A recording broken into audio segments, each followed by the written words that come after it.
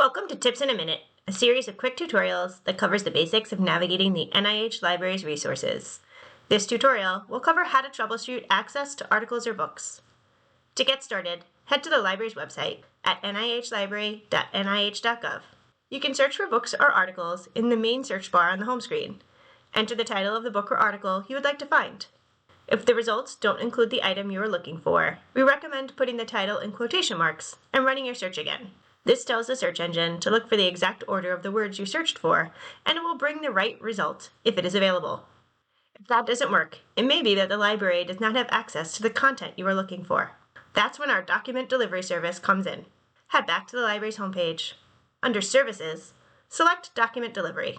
You can read more about document delivery here, and when you're ready, click on Order an article, book, or document. Sign into your account. Select New Request. Choose the item type you need and complete the request form, then click Submit Request. You'll get an email from the library when your material is ready to be picked up or downloaded.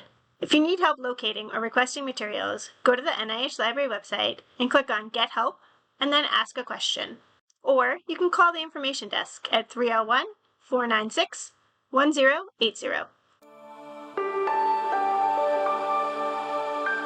This content was created by the NIH Library. Thank you for watching.